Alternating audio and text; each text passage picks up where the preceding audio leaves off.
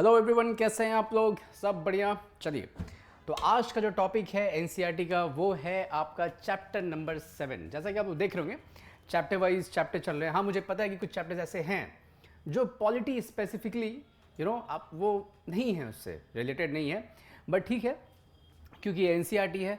तो अभी जो एक दो चैप्टर्स होंगे वो बहुत छोटे छोटे चैप्टर्स हैं जिसमें कि पॉलिटी के पर्सपेक्टिव से आपको बहुत ज़्यादा नहीं पढ़ना है। इनफैक्ट ये बस एक है ना, एक ओवरव्यू है। एट्थ एंड ऑनवर्ड्स आपका जो स्ट्रेस है वो थोड़ा बढ़ेगा, और इतना नहीं है कि दो दो घंटे का लेक्चर हो जाएगा, वो भी आधे घंटे पौन घंटे का ही होगा। बट ये सब छोटे छोटे दो चैप्टर्स हैं। तो आइए देख लेते हैं आज का चैप्टर क्या है। Chapter number 7, markets around us. देखिए, इस पूरे चैप्टर में अगर आप मेरी बात मानेंगे, पूरे चैप्टर में बस 3 कॉन्सेप्ट आपको सीखने हैं। सप्लाई चेन क्या होता है, कोऑपरेटिव्स क्या होता है, बस 2-3 बस कॉन्सेप्ट सीखने हैं। और इस चैप्टर में जनरली एनसीईआरटी ने क्या किया है, उसने कहानी, इमेजेस बहुत सारे लगाए हैं। बट आपका समय मैं बहुत ज़्यादा अभी वेस्ट नहीं करूँगा। देखिए, मुझे पता है आप लोग अभी होली में बहुत ज़्यादा बिजी होने वाले हैं, राइट? बट मैं चाहता हूँ कि आप फिर भी सारे लेक्चर्स को देखें। बहुत ज़्यादा आपको पढ़ाई को इग्नोर नहीं करना है। देख रहे हैं, देखिए मार्केट्स में आपको क्या क्या मिलता है, देख रहे हैं आप, है ना? देखिए कैलकुलेटर, ये कैलकुलेटर तो खैर आपको बहुत जगह पे दिख जाएगा, है ना? टूथब्रश, फिर और देखिए और क्या क्या है यहाँ पे, सेल फोन्स है, क्लॉक है। तो ये आखिर आपको मार्केट जो आपके अराउंड है इसका क्या है स्कोप, ज़रा देख लीजिए। ये देखिए बहुत सारे मैगजीन देखिए यहाँ पे पड़े हुए, रखे हुए, नोट पड़े हुए। यहाँ पे देखिए ये कोकोनट, ठीक है। यहाँ पे कुछ खिलौने के देखिए ये दुकान है, ठीक है। तो इस तरह से मार्केट्स देखिए आपके अराउंड बहुत सारे। बट देखिए यहाँ पे कुछ सीखना देखिए क्या है। देखिए अब ये सब आपके लिए इंपॉर्टेंट नहीं है। वीकली मार्केट, ये सब जो बच्चे है ना 7th क्लास में होंगे उनके लिए इंपॉर्टेंट है। बट क्योंकि ये पीसीएस लेवल का ही है, यूपीएससी और पीसीएस के लिए मैं डील कर रहा हूँ, तो यहाँ पे ये बहुत आपके लिए इंपॉर्टेंट नहीं है कि वीकली मार्केट क्या होता है क्या नहीं होता है।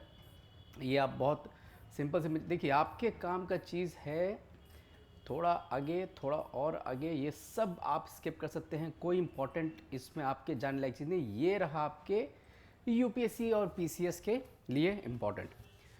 देखिए टॉपिक क्या है, टॉपिक देखिए क्या है इसमें। टॉपिक इसमें आपका आ रहा है, हाँ टॉपिक देखिए आपका इसमें ये आ रहा है, चेन ऑफ मार्केट्स क्या है। देखिए कोई सपोज ये फैक्ट्री है, इसने कोई सामान को बनाया और इस सामान को आपने डाल दिया है कहाँ पे, सपोज मार्केट में। लेकिन वहाँ पे सबसे पहले कौन खरीदता है उसे, होलसेलर।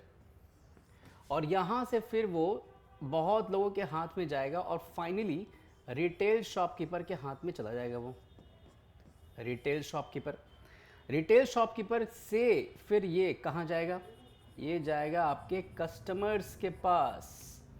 कस्टमर्स के पास ये चला जाएगा। मतलब क्या है भाई, मतलब देखिए बड़ा ही सिंपल सा है। चेन ऑफ मार्केट्स, मार्केट का जो चेन है जो आपको समझना है, वैसे तो ये इकोनॉमी का पार्ट है बट थोड़ा थोड़ा आप पॉलिटिकल सिस्टम में भी समझे। चेन ऑफ मार्केट्स देखिए यही हो गया कि ये सामान एक चेन से होता हुआ दूसरे चेन से होता हुआ तीसरे से चौथे में पहुंचा है और वहाँ पे फाइनली कंज्यूमर्स या कस्टमर्स को बेचा गया है। कंज्यूमर्स वैसे यहाँ पे सबसे सही शब्द होता है इकोनॉमी के हिसाब से, क्योंकि कस्टमर और कंज्यूमर में फ़र्क होता है थोड़ा। कंज्यूमर के पास ये पहुँचा, है ना, और आप देख रहे हैं यहाँ पे क्या हो रहा है, यहाँ पे ये चेन्स में बट रहा है। Chain 1, chain 2, chain 3, chain 4, 4 chain से होकर के ये सामान कहाँ पहुँचा है, कंज्यूमर के पास। तो देखिए वही चीज़ यहाँ पे लिखा हुआ है, something that is produce in the factories on farms, ठीक है। यानी कि यहाँ पे फैक्ट्रीज या फार्म्स में उस सामान को बनाया जाएगा और उसके बाद we don't buy directly from the factory. वही बात यहाँ पे कह रहा है, हम लोग फैक्ट्री से डायरेक्टली उसे नहीं खरीदते हैं, है ना। उसके बाद फिर ये धीरे धीरे करके ये आगे बढ़ता है और ट्रेडर्स होते हैं बीच में। ये ट्रेडर्स क्या करते हैं, ये ट्रेडर्स चीज़ों को खरीद खरीद के आगे बढ़ाते चले जाते हैं। तो सबसे पहले आता है होल सेल ट्रेडर, जो मैंने बताया आप लोगों को, होल सेल ट्रेडर। यहाँ से होता होता होता ये रिटेल ट्रेडर के पास पहुँचेगा और जहाँ से फिर आप सामान को खरीद लेते हैं। बहुत छोटा सा चैप्टर है बट मेरा काम ये है कि मैं एक भी चैप्टर को ना छोड़ूं। हाँ, बहुत सारे जगह पे मैंने देखा इस चैप्टर को तो पढ़ाते ही नहीं है। पढ़ लीजिए, अरे जो भी काम का मिल जाए वो पढ़ लीजिए, क्या दिक्कत है ना, काम ही करेगा। चलिए अगले टॉपिक पे फिर हम लोग आते हैं। अब देखिए, the trader who finally sells वो ट्रेडर जो फाइनली बेच रहा है, फाइनली मैंने बताया अभी आपको इमेज में, फाइनली जो बेच रहा है वो कहलाता है रिटेलर। फाइनली जो बेच रहा है उससे आप कहते हैं he is a retailer. Simple सी बात है। आगे देखिए लिखा हुआ है यहाँ पे, every city has areas for wholesale markets, जहाँ पे सबसे पहले जो गुड्स हैं फैक्ट्री से वो यहीं पे पहुँचेंगे, आपके गुड्स फर्स्ट रीच हियर, और फिर तरह तरह के वो ट्रेडर से होते हुए गुजर जाएंगे।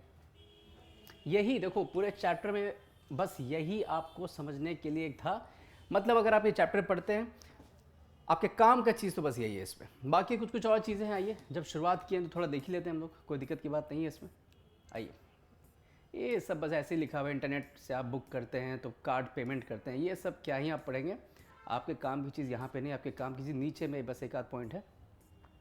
हाँ, ये एनसीईआरटी का देखो यही ब्यूटी है। बहुत लोग क्या करेंगे, मैंने देखा है इस चैप्टर को सपोज़ अगर आप घर पे बैठ के पढ़ेंगे आप शायद छोड़ देंगे, सर कुछ है ही नहीं इसमें। बट जिसमें पेशेंस रहेगा वो पूरे चैप्टर को पढ़ करके उसमें से दो ही टॉपिक हैं जो आपके लिए इंपॉर्टेंट है। एक तो है चेन ऑफ मार्केट्स और दूसरा है ये SDG, goal number 12, responsible consumption and production. यानी कि गोल नंबर 12 आपसे ये बता रहा है कि प्रोडक्शन रिस्पॉन्सिबल तरीके से होना चाहिए और कंजम्पशन वो भी रिस्पॉन्सिबल तरीके से होना चाहिए। यानी कि रिस्पॉन्सिबिलिटी आपको कहाँ दिखाना है, आपको कंजम्पशन और प्रोडक्शन दोनों पे दिखाना है। अगर आप ये सोच के चल रहे हैं कि नहीं सर रिस्पॉन्सिबिलिटी तो सिर्फ बस हमें कंजम्पशन में दिखाना होगा, जी नहीं, यहाँ भी दिखाना होगा। और ये ensure sustainable consumption and production patterns, है ना, sustainable and production patterns, right. तो ये आपका था SDG goal number 12। I think ये तो जूम आउट हो गया है। चलिए एसडीजी नंबर 12, ठीक है, बातें बातों में सीख गए। चलिए आगे बढ़ता हूँ मैं। आप तो देखिए तरीका भी सीख रहे होंगे कि कैसे चीज़ों को समझा जाता है। ये चैप्टर में कुछ था ही नहीं आपके पढ़ने लायक, आपको ऐसा लगा होगा, बट देखिए आप क्या सीख गए, सप्लाई चेन सीख गए, है ना, कैसे गुड्स जो है वो फैक्ट्री से पहुंचते हैं होलसेल, और होलसेल से फिर कहाँ चले जाते हैं वो रिटेलर शॉप। अब मैं आपको ज़रा एक चीज़ बता देता हूँ यहाँ पे, देखिए एक चीज़ आप ज़रा समझ के जाएं, मज़ा आएगा आपको पढ़ने में। देखिए हम लोगों ने क्या लिखा था, हम लोगों ने ये लिखा था। आई थिंक ये कलर शायद आपको ना नज़र आए, चलिए मैं वाइट ही कर लेता हूँ। देखो एक आपने देखा होलसेल, है ना, और एक आप क्या देख रहे हैं, रिटेल।